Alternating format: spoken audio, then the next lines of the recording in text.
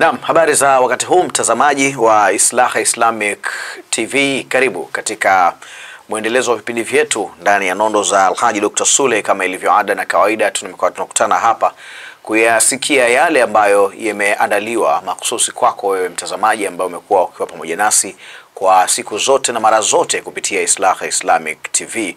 Kama ilivyo ada na kawaida, Alhaji Dr. Sule yuko hapa na tuko naye kwa ajili ya hizo nondo ambazo tutakwenda kuzifahamu hii leo, na tumekuwa na vipindi maalum kabisa kuyaangazia maji ya Mau Mushamas.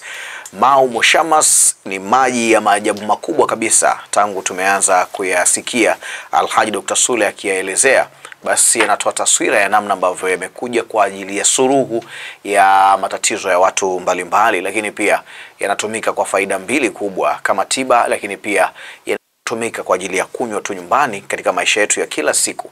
Karibu mtazamaji ambaye uko pamoja nasi kwa wakati huu. Kwa wale ambao wanatufuata kupitia mitandao yetu ya kijamii ya Instagram, Facebook pamoja na mtandao wa Field, asanteni pia kwa kutufuata huko ukiandika Islaha Islamic TV. Lakini pia kupitia TikTok tumekuwa tukienda live kabisa kupitia kipindi chetu hiki, na unaweza kutap vile ambavyo utaweza ili tuwe active kwenye kipindi hiki na wewe pia upate madini haya kutoka kwa Alhaji Dr. Sule, mhadhiri wa kimataifa wa dini ya Kiislamu. Mau Mushamas ndio habari ya town. Kwa wewe ambaye hujayapata, yako tayari kabisa hapa Islaha Islamic Dua Center Ilala Bungoni, mtaa wa Sharif Shamba, nyumba namba 3. Yanapatikana kwa shilingi 3,000 tu. Maji haya unayapata, maji haya utatumia kwa ajili ya kunywa, lakini maji haya kwa sababu yana dua ndani yake utatumia kwa ajili ya tiba pia. Yatakusaidia kwa kiasi kikubwa sana. Yatumie maji haya na uwe karibu nayo, yafanye kwa maji yako ya kila siku ya kunywa. Hii itakupa nafasi nzuri kabisa ya wewe kujitibia, lakini pia kukata kiu yako. Mimi naitwa Ali Ngamba, nyuma ya kamera yuko Jamal Hamza. Kama ilivyo ada na kawaida, asante kwa wewe ambao unaendelea kusubscribe channel yetu ya Islaha Islamic TV. Alhaji Dr. Sule yuko hapa, mkurugenzi wa taasisi ya Islaha Islamic Foundation yenye vituo vya dua vya Islaha Islamic Dua Center, ikiwemo hiki ambacho kiko hapa Dar es Salaam Ilala Bungoni, mtaa wa Sharif Shamba, nyumba namba 3. Lakini huyu ni mhadhiri wa kimataifa wa muda mrefu kabisa hapa nchini Tanzania, mwanahistoria mkubwa kabisa wa dini ya Kiislamu, lakini pia masuala mbalimbali yakiwemo huduma za tiba mbadala, kama ambavyo amekuwa miongoni mwa watafiti wa kiwango cha juu kabisa barani Afrika, akiwa pia na nafasi katika uongozi. Kwa wale ambao unaweza kuwachagua wachache watafiti wa masuala mbalimbali ya tiba, basi Alhaji Dr. Sule uweze kumwacha. Inawezekana pia maji haya yakawa yamefanywa utafiti, ndio maana ni maji tiba. Alhaji, assalamu alaikum wa rahmatullahi wa barakatuh. Naam, wa alaikum salam wa rahmatullahi wa barakatuh. Uko salama Sheikh? Alhamdulillah. Mambo yanaenda? Tunamshukuru Allah. Mtazamaji anatazama hapa na nimejaribu kukuelezea kidogo kwa namna ambavyo umekuwa ukijishughulisha hasa na masuala ya utafiti mbalimbali. Maji ya Mau Mushamas inawezekana ikawa ni miongoni mwa sehemu ya tafiti zako? Hakika katika natural medicine kwa maana ya tiba asili zimegawika katika makundi mengi. Kuna Indian, kuna Arabian kwa maana ya Arabic, kuna African na mataifa mengine mengi. Kwa hiyo kila taifa wana culture zao na wana tamaduni zao. Na tunapozungumzia utamaduni wa Kiarabu, Arabic, 90% ni yale mafundisho ya Kiislamu. Kwa sababu sehemu kubwa ya utamaduni wa tiba katika Kiarabu unabebwa na hadithi za Mtume Muhammadin sallallahu alaihi wasallam, kwa sababu tafiti inaonyesha ndio njia bora zaidi ya tiba asili za Kiarabu kuliko zile walizofanya babu zao na Mtume kabla ya Mtume kuja duniani. Kwa hiyo Mau Mushamas ni moja kati ya matunda ya tiba asili za mafundisho ya Kiarabu kupitia kinywa cha Mtume Muhammad sallallahu alaihi wasallam, lakini pia Qur'ani ya Mwenyezi Mungu Subhanahu wa Ta'ala, kama alivyothibitisha ndani ya Qur'ani katika sura ya 21 aya nambari 30, pale Mwenyezi Mungu aliposema awalam yara alladhina kafaru anna samawati wal ardi kanata ratiqan fafataknahuma waj'alna minal ma'i kulla shay'in hayy. Aya hii ni aya 30 katika aya 30 katika sura 21. Aya hii inaonyesha watafiti wa tiba za maji au maji tiba, water therapy, wanasema aya hii peke yake ikisomewa ndani ya maji bila ya kujali ni maji ya aina gani, tayari inaweza kutibu maradhi yoyote kwa idhini ya Mwenyezi Mungu. Aya hii peke yake. Sasa unaifanyaje? Wakataja idadi za kusomea katika yale maji. Wakasema utafanya 30 mara 21. Yani sura 21 aya 30 utafanya mbele kuja nyuma. 30 mara 21 mbele nakuja kama 730 hivi. Kwa utasoma awalam yara alladhina kafaru anna samawati wal ardi kanata ratkan fafataknahuma waja'alna minal ma'i kulla shay'in hayy. Awalam yara alladhina kafaru anna samawati wal ardi kanata ratkan fafataknahuma waja'alna minal ma'i kulla shay'in hayy mpaka 720 kama sio na 30 kwa idadi yake. Alafu maji yale utayatabana. Kutabana ni kule au kupuliza. Alafu utampa mgonjwa apake ya maanywe, hata kama alikuwa na maradhi gani, hayo maradhi yataondoka. Lakini wakasema sasa kwa idadi hii ya mara 600 ukayasomea aya hii mara 7221 mara 7221 ukayasomea maji haya, basi yanaweza kutibu maradhi yoyote kwa idhini ya Mwenyezi Mungu, ya ndani ya mwili na ya nje ya mwili na mengine yasiyokuwa mambo ya kimwili, ili mradi tu kuna spiritual cases unaweza kwenda kuziondoa. Sasa sisi kwa faida hii ndio maana tukaamua kuandaa Mushammas na kutumia dira hii ya Qur'ani kwenda kuleta suluhisho la kuondoa matatizo miongoni mwa maisha ya watu masikini wenzetu ambao wanalazimika kwenda kwa waganga kila kukicha ili kutatua changamoto za mashetani, kutatua changamoto za majini, kutatua changamoto za hasadi, na wanakwenda kugharimia gharama kubwa. Maana kwa mganga ukiambiwa upeleke kuku tu ni 20,000 hiyo. Kuku peke yake jogoo 20,000, nazi 3 za shilingi 2,200, 6,000. Hapo hujaambiwa na mchele ukiwa mwingi mganga anapika anakula.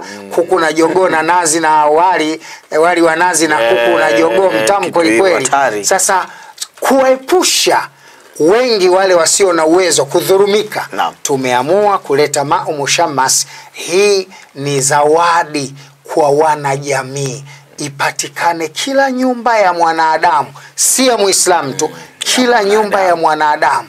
Uko ndani kuna mtoto analialia sana, maji haya yatamzuia kulialia. Kuna mtoto hanyonyi, kuna watoto leo wakizaliwa na mama zao, wanawake wale wana mashaitani aina ya subiani. Ima titi halitoi maziwa, au akimnyonyesha mtoto hanyonyi, au akimkumbatia mtoto kulala naye mtoto anashtuka anapiga kelele. Maji haya mama atajipaka, ataosha matiti, maziwa yatatoka, mtoto atatolia tena, amani tatawala katika nyumba. Hilo ni moja kati ya malengo ya kuleta maji haya. Lakini pia tumeyaleta maji haya, lengo ni kuwasaidia watoto wadogo wanaosoma. Leo tunao vijana wadogo wanasoma mashuleni, lakini akienda shule anaanguka, anapiga kelele. Lakini kama hiyo haitoshi, akienda shule mwingine anasinzia, mwingine akienda shule anakuwa kichwa ndo anasahau. Yani inakuwa kama vile ubao hauna kitu. Yani akiingia darasani kile alichosomesha mwalimu dakika 45 za kipindi, akitoka akiingia mwalimu mwingine, yale ya nyuma yote yako deleted, hajui alifundishwa nini. Haya maji yanakwenda kumsaidia mtoto. Ataosha kichwa, atakunywa, atakusudia kuondoa kila kitu kibaya katika mwili wake na kufanya aweze kuhifadhi kumbukumbu zake vizuri. Kwa maji haya yana vitu vingi. Na mtazamaji wa Islaha Islamic TV, hakuna shaka umemsikia vizuri kabisa Alhaji Dr. Sule akifafanua, na mimi ilikuwa ni kufahamu tu kuhusiana na tafiti ambazo zimefanywa kuhusiana pia na maji haya kwa nafasi yake kama mtaalamu wa tafiti za tiba mbadala, kama ambavyo umesikia ameelezea vizuri kabisa hapa. Lakini kuhusi tu kwamba pamoja na haya yote ambayo ameyazungumza hapa, Maji haya ya Mau Mushamas yako hapa Islaha Islamic Dua Center Ilala Bungoni, mtaa wa Sharifu Shamba, nyumba namba 3, yanapatikana hapa. Lakini pia kama unahitaji huduma nyingine ya huduma za tiba, basi unaweza kufika hapa na mwisho wa siku basi ukapata huduma hizi za maji, lakini pia mengine mengi ambayo kuna watu wana shida tofauti, wana majambo yao, wanatamani pia kupata suluhu ya matatizo na changamoto ambazo zinawakabili, lakini pia ushauri, basi unaweza kufika hapa Ilala Bungoni, mtaa wa Sharifu Shamba, nyumba namba 3 hapa jijini Dar es Salaam, Tanzania. Kwa hiyo hakikisha pia unaweza kuchukua namba za simu ambazo zitakuwepo hapo chini kwa ajili ya kuzipigia ili upate nafasi nzuri kabisa ya kuweza kuyafahamu yale ambayo yanajiri ama yako hapa Islaha Islamic Dua Center Dar es Salaam. Elekea moja kwa moja kwenye kile ambacho tunakwenda kukifahamu. Tunataka tukafahamu nondo za Alhaji Dr. Sule hasa kwenye maji haya ya Mau Mushamas. Haya maji kwa mujibu wa maelezo ya Alhaji Dr. Sule, na ameelezea utafiti ambao umekuwa ukifanyika. Maji haya yamefanyiwa tafiti, ukiachilia mbali amezungumzia dua na mambo mengine, lakini moja kitu ambacho kimefanyiwa tafiti kwenye maji haya ni mchanganyiko wa vyanzo ama aina 7 ya vyanzo vya maji. Sasa leo tutajikita eneo hilo tu kufahamu vyanzo 7 hivi. Tumeshavitaja kwenye vipindi vya nyuma, lakini sio mbaya Alhaji tukavirudia na tukaanza kudodosa kimoja baada ya kingine. Karibu. Asante. Maji haya yana mchanganyiko wa aina ya vyanzo 7 vya maji. Chanzo cha kwanza ni maji ya Zamzam. Sehemu ya maji ya Zamzam huwa tunapata kiasi tunachanganya kwenye haya. Sehemu ya pili ya maji haya ni maji ya bahari. Lazima tupate maji ya bahari tuchanganye kwenye maji haya. Sehemu ya tatu ni maji ya mvua. Na hapa nazungumzia maji ya mvua ambayo yanadondoka moja kwa moja kutoka juu ya mawingu na kwenda kwenye chombo bila ya kupitia kwenye bati au kwenye nyasi au katika kitu kingine ambacho kinaweza kuyadondokea alafu kikachuruza. Lakini sehemu ya maji ya 4 tunayotumia ni maji ya mto, lakini tunazungumzia mito isiyokauka. Yani mto wa maji ambao mwaka mzima kawaida yake huwa hauna kawaida ya kukauka. Ni mto ambao mwaka mzima unaendelea kupitisha maji na kupeleka maji kutoka eneo moja kwenda eneo jingine, ambalo tunaamini chanzo chake hii huwa ni kwenda kutupa maji baharini. Lakini sehemu ya 5 ni maji ya chemchemu ya maji ya moto. Sehemu ya 5 tunatumia maji ya chemchemu ya maji ya moto. Kama nilivyoeleza hapo awali kwamba Tanzania tumejaliwa kuwa na maeneo ambayo yana historia ya kuwa na chemchem za maji ya moto. Nitazitaja chache. Moja ya hayo katika chemchem za maji ya moto ya Mbeya. Chemchemu ya maji ya moto iko katika iko katika mji wa Mpanda, kwa maana kule katika mkoa wa Katavi. Lakini chemchemu ya maji ya moto hapa Tanzania kwa upande wa pwani iko wilaya ya Rufiji pale Utete. Ukienda pale Utete katika wilaya ya Rufiji utakwenda kuona mahali penye maji ya chemchemu ya moto. Na ndio maana unapoiskrini Utete katika kata zake Utete, moja ya kata hizo inaitwa kata ya chemchem. Inaitwa chemchem kwa sababu pale kuna kisima ambacho kina ukubwa sawa na chumba hiki tulichopo.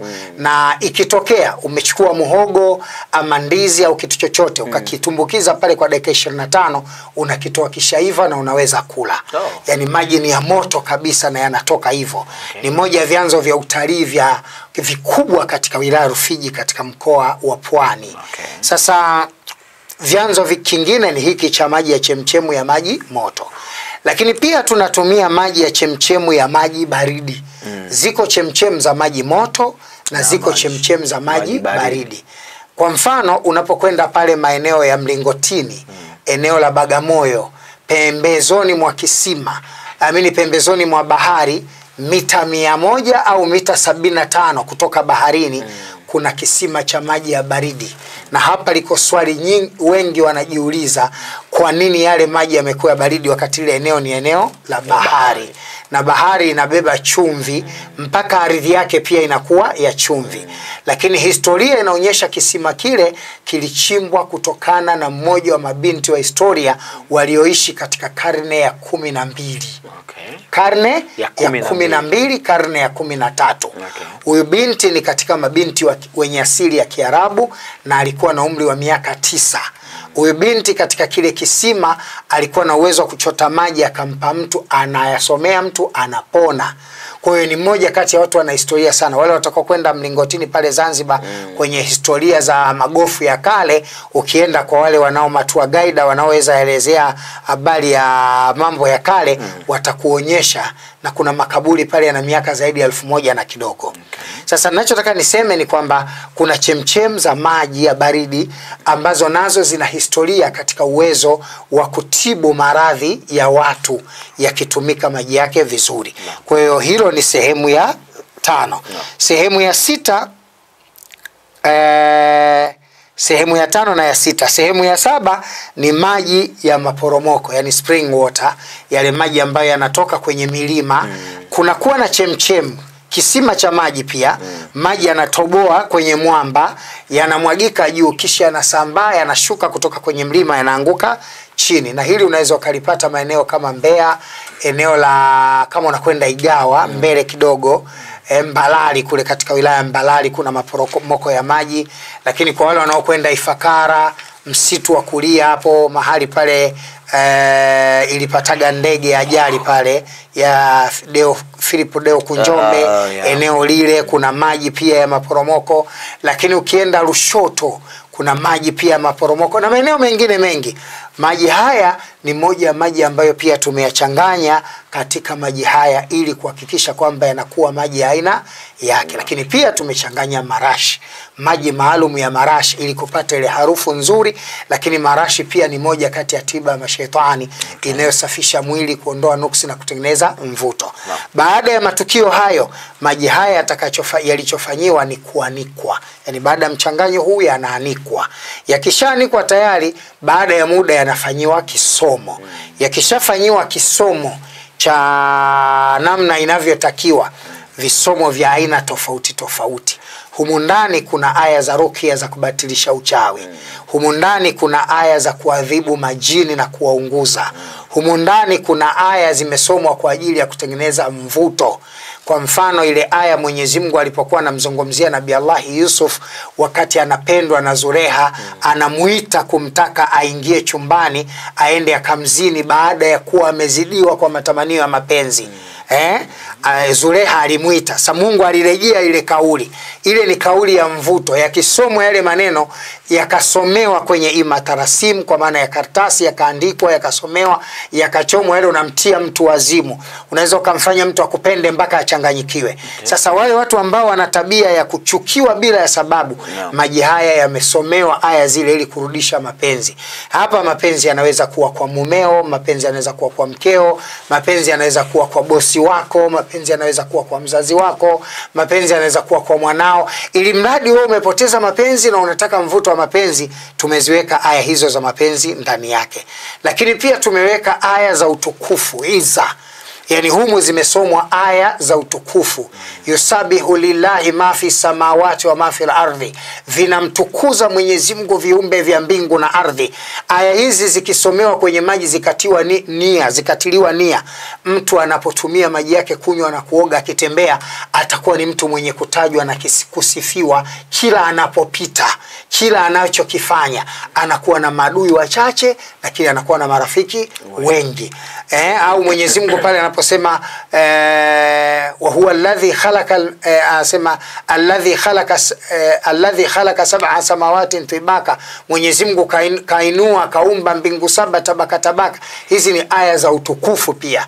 Maana unapokuwa na aya hizi zimesomewa, daraja yako inafanya nini? Inapanda, inakuwa kubwa, unaheshimika.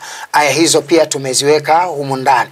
Kwa msingi maji haya tumetia aya zote za makusudio katika maisha ya mwanadamu, zile za kunufaisha na zile za kuondoa mabaya, zote tumesomea kwenye maji haya ili mtumiaji wa maji haya aweze kunufaika na kuyatumia anavyotaka. Lakini pia tumesoma aya zile za kudhalilisha wachawi. Kama Mwenyezi Mungu anaripoti katika sura ya 84. Katika sura ya 84 Mwenyezi Mungu alipokuwa anazungumzia habari ya 984 Qur'an 984 surati Tauba aya 84 Mwenyezi Mungu alipokuwa anawazungumzia wachawi wa Firauni mbele ya Nabii Musa wakati wanatupa kamba zao na wanadhalilika na wanasilimu na kuangusha nyuso zao mbele ya Nabii Allah Musa, na nyoka yule wa Musa wa muujiza akawa anakula vile vijoka vidogo vidogo vya kichawi. Ile ni zile ni aya za kumdhalilisha mchawi. Aya zile zikisomewa, hata kama mchawi yuko ndani ya nyumba, ukimwaga zile basi mchawi anakosa nguvu. Kama yuko ndani, wenzake hawezi kumchukua kuruka naye, na wale wa nje hawezi kuingia ndani, na akilazimisha kupita juu anaweza akaanguka.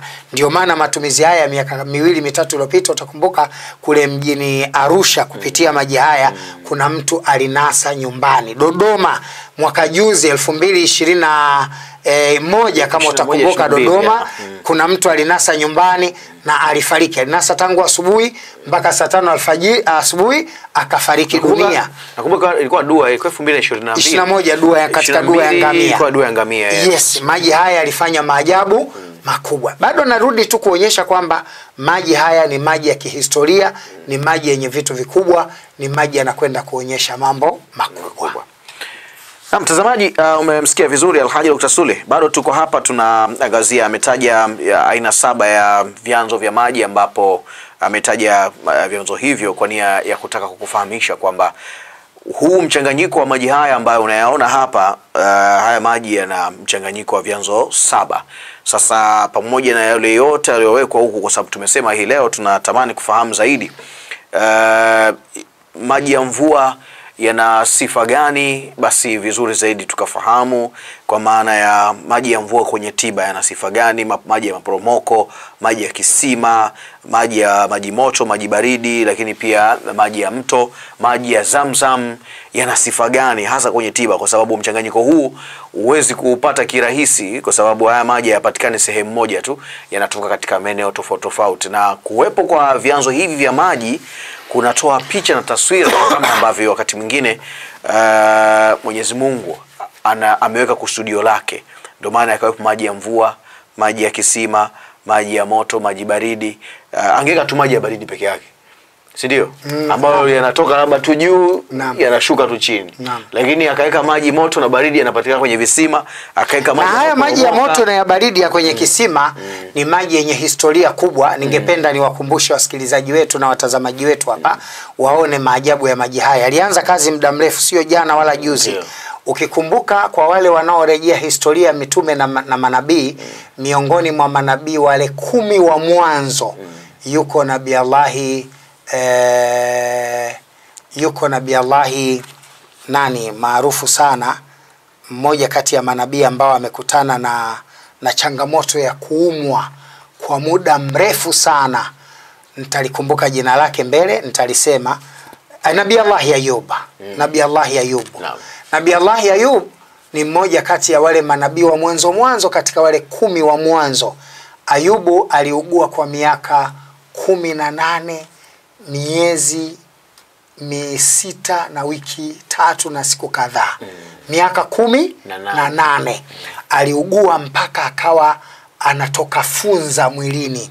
Alikuwa na wake 4, watatu amini, wake 2 wakamwacha kwa sababu ya afya kuwa ngumu, uchumi kugoma. Akabaki na mke mmoja ambaye alikuwa Bi Rahma, na huyu Bi Rahma katika historia alikuwa ni mjukuu wa Nabii Allah Yusuf, katika vitoto vya wajukuu wa Nabii Allah Yusuf alayhi salam, ambaye huyu Yusuf ni mtoto wa Nabii Allah Yakubu. Hawa ni moja kati ya watoto wema kabisa, ni nabii wa Mwenyezi Mungu huyo. Yule ndo alibaki naye. Ni historia ndefu, lakini ilifika mahali huyu bwana alipokuwa kaugua kwa miaka 18, hali imekuwa mbaya mpaka ilifikia mahala wenyeji wa mji wanamwambia Rahma, toa mifupa ya mume wako ananuka, asije akawa ambukiza maradhi watoto wetu, la sivyo tutawaagiza mbwa waje wamle huyo mumeo. Ya nabii wa Mungu anaoza, anatoa harufu mpaka watu wanataka kutuma mbwa ili wakamle mwili wake. Siku moja Bibi Rahma alimuuliza mume wake, we nabii wa Mungu, mbona humwombi Mungu akuondoshee maradhi? Nabii Allah Yusuf, huyo Nabii Allah alimwambia alimwambia mke wake kwamba mke wangu, unataka nimuombe Mungu aniondoshee maradhi? Nimeishi miaka 40, sina mafua, sina homa, sina chochote, miaka 40. Leo Mwenyezi Mungu kanipa mtihani kwa miaka 18. Hata nusu ya umri wangu sijawahi kuumwa hivyo. Maana nusu ya umri wangu miaka 20. Huu ndo wa 18, unakata tamaa. Mbona mimi naona bado? Natakiwa nimshukuru tu Mwenyezi Mungu kwa hili dogo. Inasadikiwa aliumwa mpaka wakatoka funza wakawa nakula kwenye sehemu ya ulimi. Wakati wanaelekea kwenye ulimi, Ayubu akanyanyua mdomo akamwambia Mwenyezi Mungu, ya Rabbi, wale kila kitu isipokuwa asile moyo wangu, wakaniondolea uhai na kuniondeshia ufahamu katika ubongo wangu, na wasile ulimi wangu wakanifanya nikasahau na kushindwa kulitamka jina lako. Wale kila kitu, lakini waache hivyo tu. Basi Mwenyezi Mungu akaona imani ya Nabii Allah kuwa ni kubwa, na baada ya pale sasa Allah Subhanahu wa Ta'ala akatoa amri, akashushwa Jibril alayhi salam mbele ya Nabii Allah, akashuka pale. Alipoteremka Nabii Allah, aliposhuka malaika Jibril alayhi salam mbele ya Nabii Allah Ayub, na Jibril alayhi salam akamwambia, na Mwenyezi Mungu anakutolea salamu. Akamsalimia kwanza, assalamu alaikum ya Ayub, assalamu alaikum ya ibadillah, amani iwe juu yako mja wa Mwenyezi Mungu. Ayubu akanyamaza mara ya kwanza. Mara ya pili akatoa tena salamu. Jibrili akahisi Nabii Allah Ayubu hajibu salamu kwa sababu kaumizwa na maradhi, kachoshwa na maradhi. Jibrili anamuuliza Ayubu, Ayubu, wewe umesubiri miaka 18, leo unatolewa salamu na mja wa Mwenyezi Mungu, kipenzi chake Mwenyezi Mungu Jibrili, unakataa kuitikia? Ayubu kwa hofu na uoga wa kumkera malaikatur Rahmani na kile kilichokuwa kinamzuia asiseme, akaingiza mkono wake katika mdomo, akamshika funza yule aliyokuwa anaelekea kula ulimi, kisha akasema, wa alaikum salam wa rahmatullahi wa barakatuh. Nimeshindwa kujibu salamu kwa sababu kuna mdudu alikuwa anakwenda kula ulimi wangu, na mimi nilikuwa nahisi riziki yake Mungu leo kaipanga kuwa ndio ulimi wangu. Kwa hiyo ningetoa salamu, ningemtikisa, ningemnyima riziki yake. Sikuacha kupokea salamu kwa kibri. Akachukua akamrejesha pale pale. Jambo hili Mungu akambarikia kwa thamani kubwa ya imani Nabii Allah Ayubu, kisha akamwambia, basi tikisa mguu wako hapo hapo ulipo, tikisa mguu wako wa kulia, utakutolea chemchemu ya maji baridi. Tikisa mguu wako wa kushoto, utakutolea chemchemu ya maji moto. Alipotikisa tu kile kimfupa chake, Jibrili akatoboa kwa ubawa wake. Alipotoboa ikatoka chemchemu maji baridi, kushoto ikatoka chemchemu ya maji moto. Akamwambia, haya maji baridi kunywa yatatibu nyama za ndani, haya ya moto pakaa mwili mzima yatatibu nyama za nje. Ayubu ndio ikawa sababu ya kupona maradhi. Watafiti wanasema mchanganyiko wa maji baridi na ya moto ukifanyiwa visomo vya aya zile za maradhi na vya ruqya, ugonjwa wowote kwa idhini ya Allah utapata shifa. Ni hadithi ambayo wakati mwingine unapata kufikiri kweli kweli. Inahuzunisha lakini pia inarejesha matumaini kwa namna ambavyo tumemsikia hapa Alhaji Dr. Sule akielezea. Na hapa anaelezea sifa ya maji moto na maji baridi. Tumepata picha ya namna ambavyo tulikuwa tunatamani kufahamu kwa nini maji moto, maji baridi kwenye Mau Mushamas. Si ndio Alhaji? Naam, maji moto, maji baridi kwenye Mau Mushamas. Sasa hii mtazamaji, nawe pia unapaswa kufahamu kwamba kwa nini maji moto na maji baridi. Picha nzima umesikia na taswira halisi ya kwa nini maji haya yamechanganywa kwenye Mau Mushamas yakiwemo na maji mengine. Basi tutaendelea kufahamu sasa. Baada ya kufahamu maji moto na maji baridi, tumesikia hiyo ndio maana halisi ya kuwemo humu kwenye chupa moja hii ya maji. Lakini bado hapa tuna maji ya maporomoko, tuna maji ya mvua. Tuanzie na maji ya mvua, lakini kabla sijamruhusu Alhaji Dr. Sule, ni kusitu kwa wewe ambaye uko pamoja na sisi na unatufuatilia kupitia TikTok, endelea kutap ili uendelee kupata nafasi nzuri kabisa kututazama live. Na tap ambavyo utaweza, fanya vile ambavyo utaweza kutap kwenye screen yako, itakuwa vizuri zaidi. Lakini pia unaweza kupiga simu kwa ajili ya kupata maelezo ya ziada ya maji haya ya Mau Mushamas, namna ambavyo yanapatikana hapa kituoni Dar es Salaam. Namba ni 0710 400 200 0710 400 200. Tarudia namba kwa mara nyingine, namba ni 0710 400 200. Pigia namba hiyo ya simu ili upate fursa nzuri kabisa ya Mau Mushamas ambayo yanapatikana hapa Dar es Salaam kwa sasa, Ilala Bungoni, mtaa wa Sharifu Shamba, nyumba namba 3. Ukifika hapo utapata maji hayo, lakini ukipiga namba hiyo ya simu basi itakuwa vizuri zaidi kuyapata maji hayo na namna ambavyo naweza kukufikia hapo ulipo. Niko na Alhaji Dr. Sule, mkurugenzi wa taasisi ya Islaha Islamic Foundation, lakini pia ni mhadhiri wa kimataifa wa dini ya Kiislamu. Tunatazama hapa aina za maji 7 yaliyopo yaliyochanganywa na kutokea kwa maji ya Mau Mushamas. Umesikia hapa sifa ya maji moto na maji baridi yalivyopatikana na namna ambavyo yanaweza kukutibia pale utakapoyatumia kwa kutia nia na kusomewa kama ambavyo Alhaji amesema hapa. Sasa twende kwenye maji ya mvua. Watu maji ya mvua huwa wanayatazama na kuyazungumza vile ambavyo inawezekana kila mmoja anayazungumza, lakini yana umuhimu gani hasa kwenye tiba na sababu ya uwepo wake? Maji ya mvua ni moja kati ya maji yenye karama kubwa na hidayah kubwa kutoka kwa Mwenyezi Mungu Subhanahu wa Ta'ala.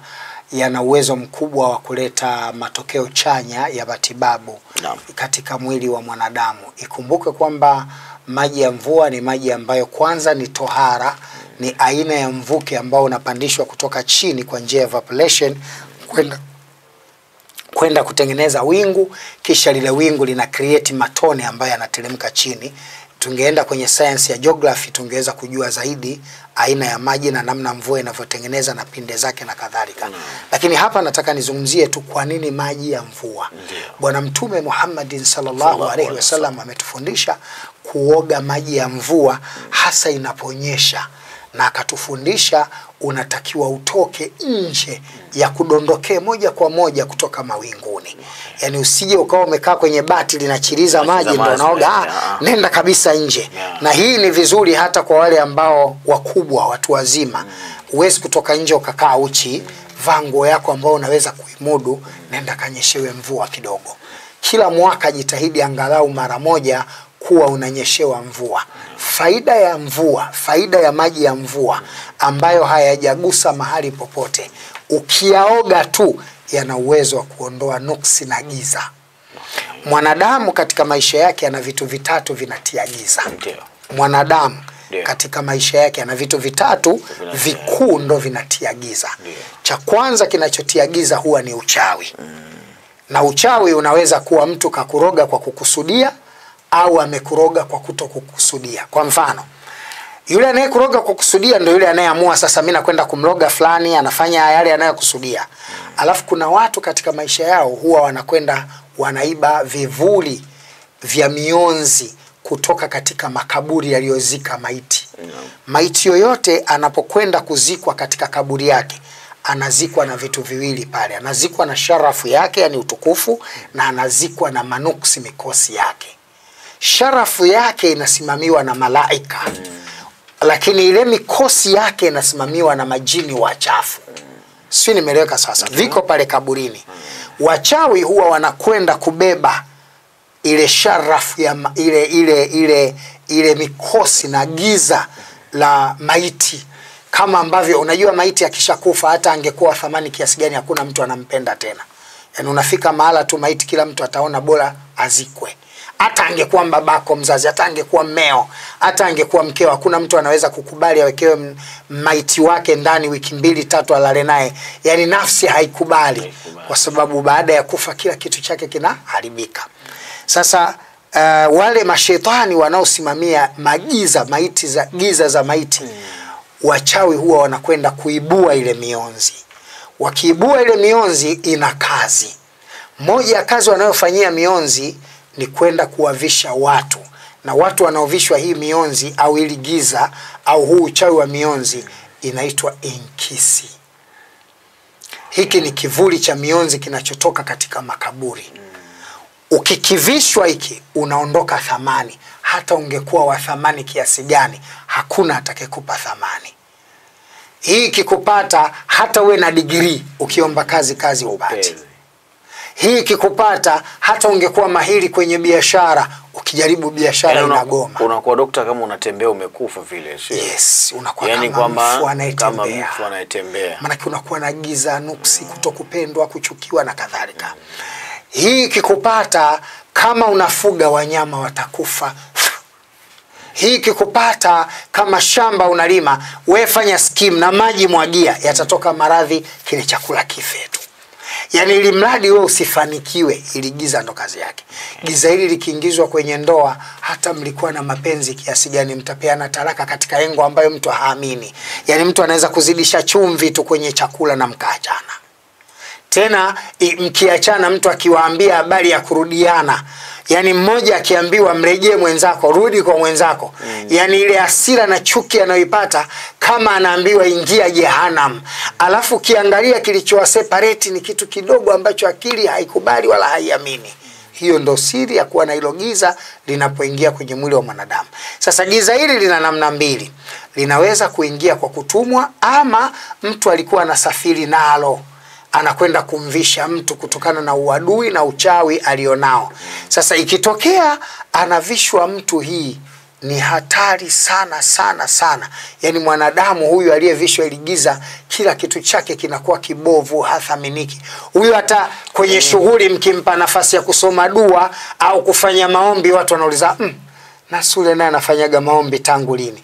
Yani wote watoe michango, wewe dua tu, pia watu wajiza na maombi. Kweli ana naye maombi ana anafanyaga maombi tangu lini? Mazingira ni hivyo. Maana kiwe thamani yako. Sometimes hata kukukumbuka yasikana usikukumbuke tu kabisa. Yani utasikia shughuli ishafanyika, alafu unakuja kujua baadaye. Ikikuingia hiyo ukiwa na maradhi, watu wanaweza kusema jamani fulani mnajua anaumwa yuko kwake, anaumwa yuko kwake haya changeni.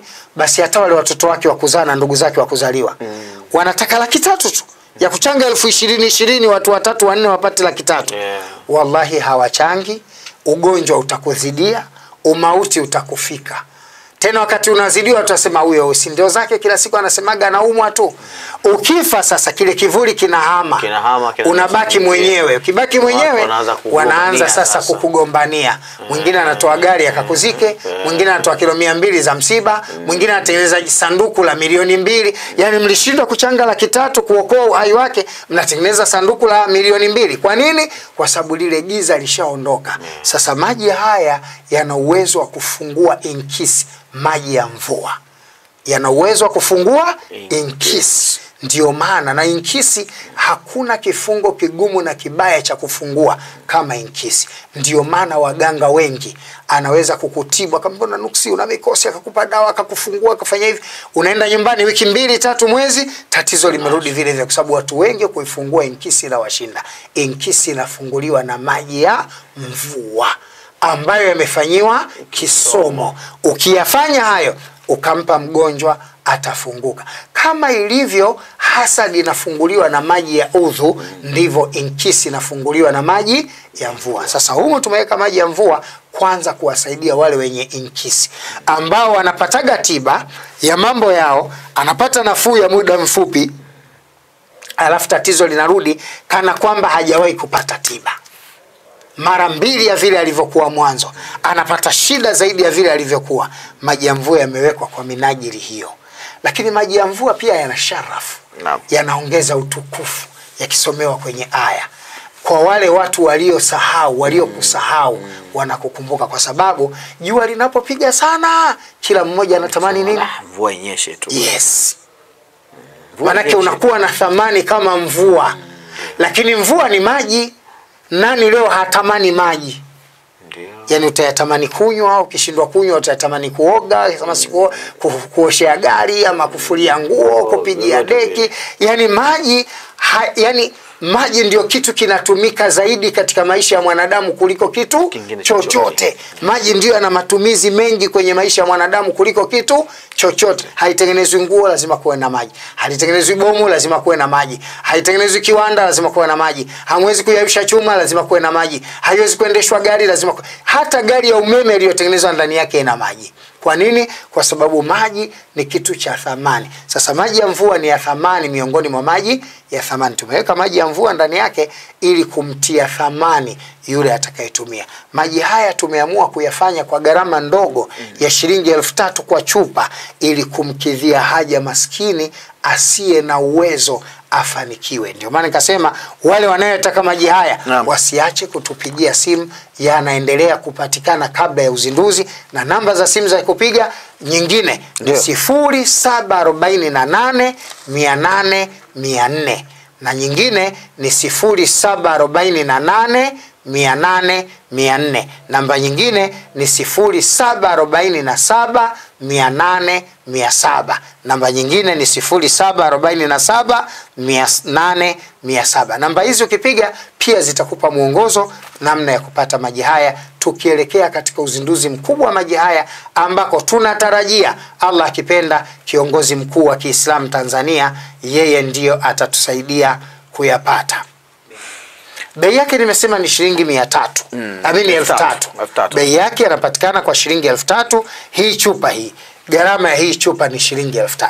Hii ni chupa ambayo iko quality sana. Hii stika peke yake, hii stika hii. Hii stika moja ni 1000. Hii stika moja thamani yake ni shilingi 1000. Ukipiga hesabu ya kuitengeneza na kuikata. Maana yake ukija ukiweka na chupa, ukiweka na transportation, maana yake haya maji tunatoa sadaka, hatupati hata inayoitwa 100.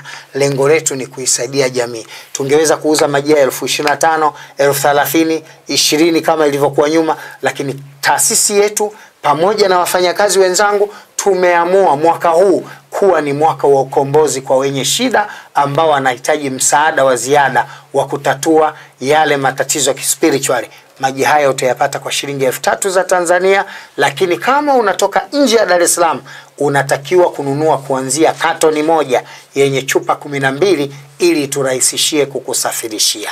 Naam.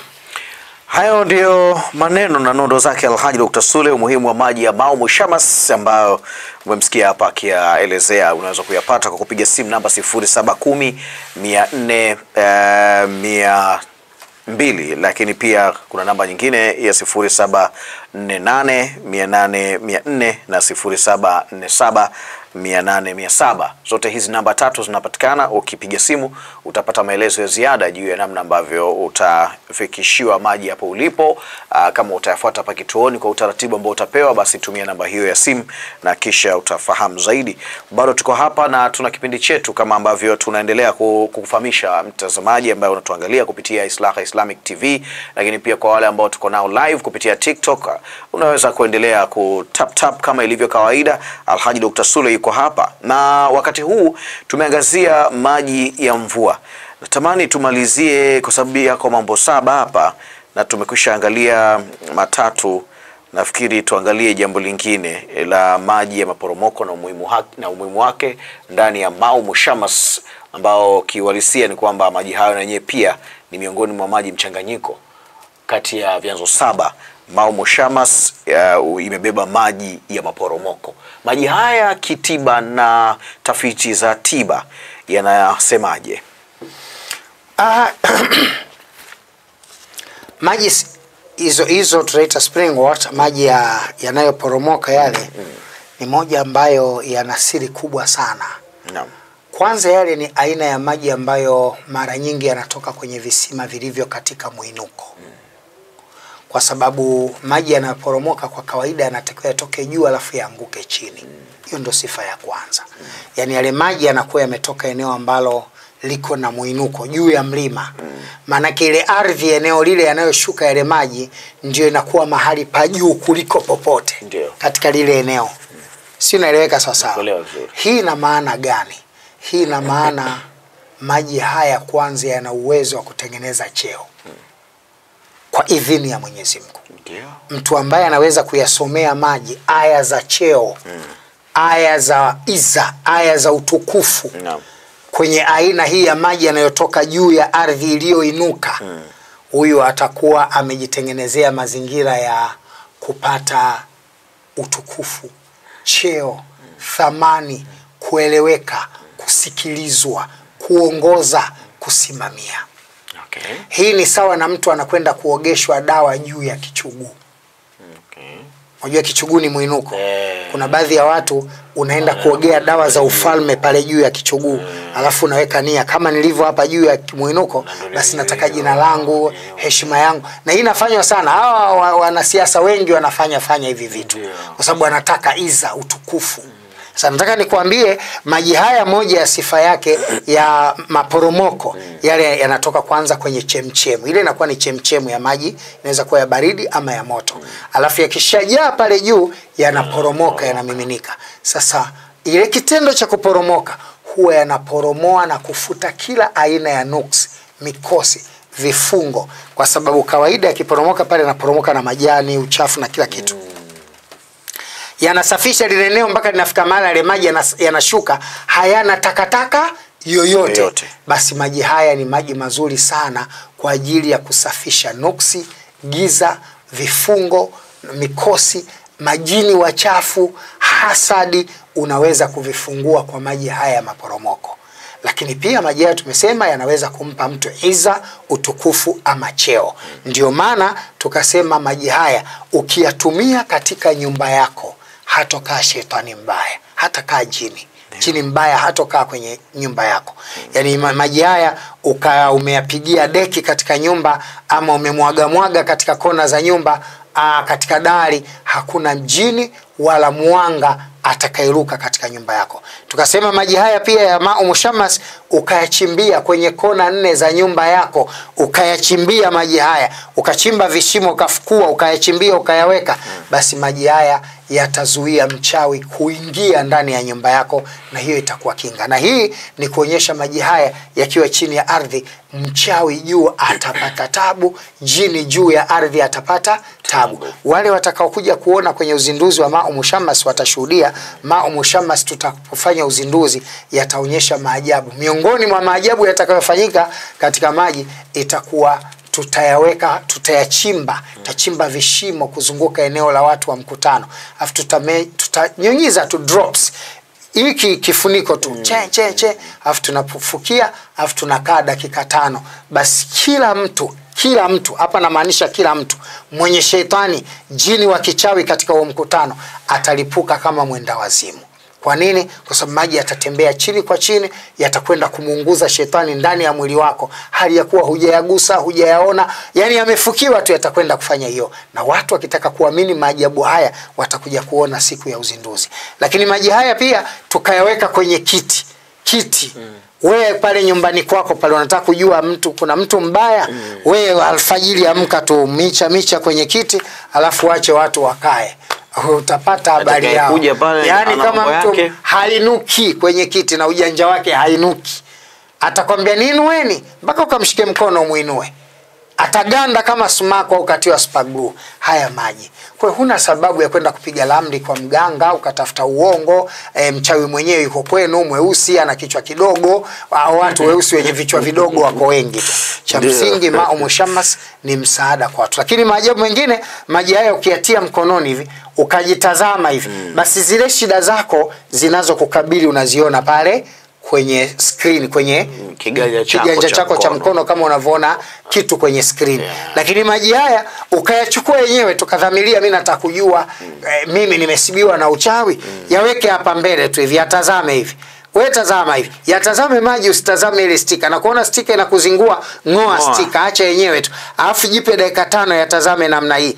Wallahi hutamaliza dakika 5 utaona vitu kwenye maji hujaviona katika maisha yako. Ndani ya maji utaona mijoka humo, ndani ya maji utaona mawingu humo, ndani ya maji utaona watu humo, ndani ya maji utaona simba humo, ndani ya maji utaona mtu anakutia kisu, ndani ya maji unamuona mtu anakufuata anataka kutia kisu. Fanya masiala, unayatupa maji. Lakini ndani ya maji unaweza ukaona moto unawaka, ule mkono wako umeshika unahisi kama unaunguzwa moto, utayatupa mwenyewe maji, huna kazi nayo. Haya tutakwenda kuyafanya kwenye uzinduzi na watu waone kwa macho yao, ili waamini na kufaidi haya tunayoyataka watu wafaidike nayo. Kwa hiyo maji haya ya Ma'u Mushammas, kwa kuwekwa maji ya kumiminika yale ama maji ya spring, yale maji ya maporomoko, ni moja kati ya maji ambayo yana siri kubwa na uwezo mkubwa katika kutatua changamoto za wanadamu zinazowasaidia. Lakini maji ya maporomoko ndio yana siri ya kukamata wachawi pia.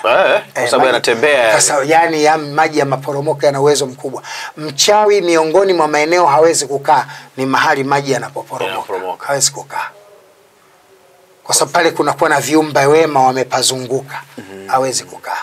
Pale kuna viumbe wanakwenda kunywa maji, yale maji ni tohara. Naona kuna watu kwa mfano zile stadi za kwenda kuzungumzia kuhusiana na wakati mwingine kuna wale wanatoa tiba zile.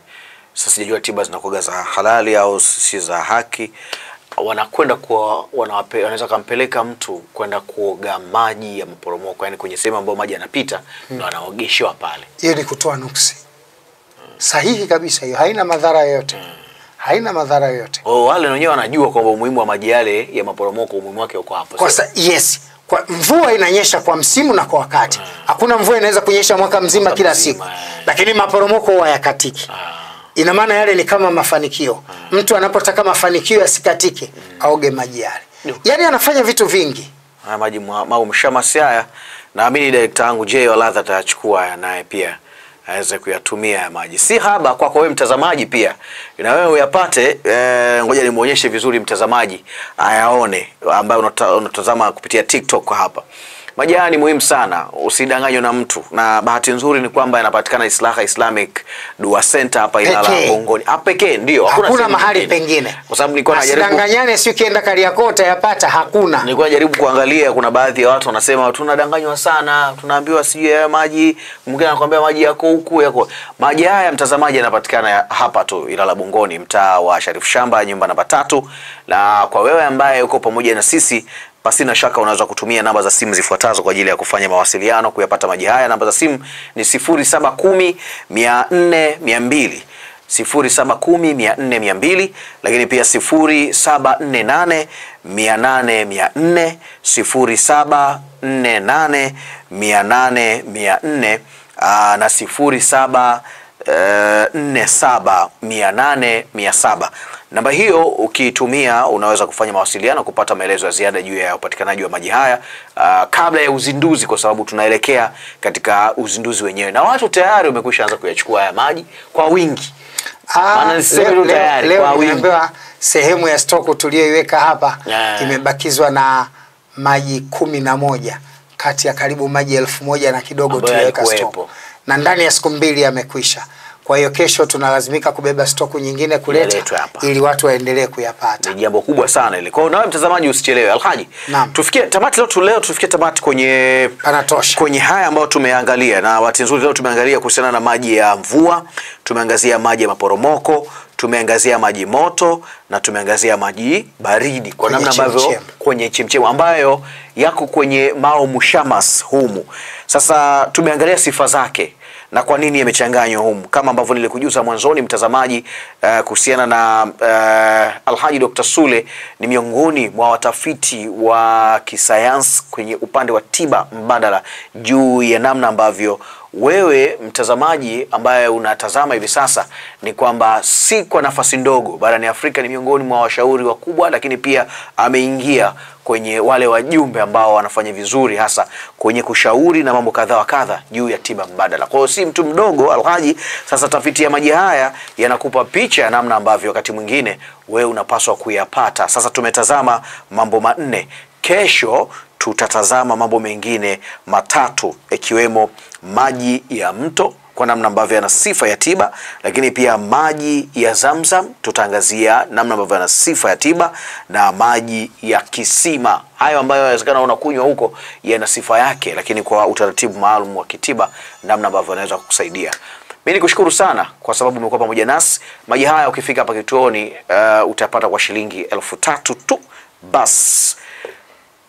Nyuma ya kamera amekuwepo Jamal Hamza. Mimi naitwa Ali Ngamba. Mgeni wetu hii leo Alhaji Dr. Sule. Mwalimu. Naam. Mimi nikutakia kheri na ukapumzike sasa, kwa sababu tumeshapata nondo zako hapa. Naamini kwamba kesho siku nyingine tutatazama mengi zaidi, na bado tuna nafasi ya kuyatazama Mao Mushamas. Nadhani huo si muda wa kupumzika. Ni muda wa mimi nakutakia mapumziko mema. Sasa wewe utakoje? Huu muda wa kusimama 10 la mwisho hivi. 10 la mwisho na asili kubwa na tuko katika ule usiku wa Lailatul Qadri. Tunauvizia kati ya 25 27 hapo. Na watafiti wengi wanasema 27 ndo penyewe, lakini 10 ili kulifanyia ibada lote ni muhimu sana. Kwa hiyo nikushukuru pia. Na kesho siku Mungu akipenda tutakuja kuangazia mengine hapa. Inshallah. Na mtazamaji, asante kwa wale ambao wanatufuatilia kupitia TikTok live, tumekuepo huko, shukrani sana. Lakini pia kwa wale ambao wametucheck kupitia mitandao yetu ya kijamii ya Instagram, Facebook, mtandao wa Field na kwingineko kupitia Islaha Islamic TV, usiache kusubscribe channel yetu ili uwe miongoni mwa watu wa kwanza kabisa kupata taarifa pale ambapo tutakuwa tumeweka, like na kushare ili tupate nafasi ya kuwa kuwapa habari watu wengi zaidi. Nikutakie usiku uwe mwema kwako, na wakati huu acha tuende kwenye ibada ya Tarawih. Maana ndio muda wake huu. Wasije watu wakatuuliza maswali bwana, vipi tena?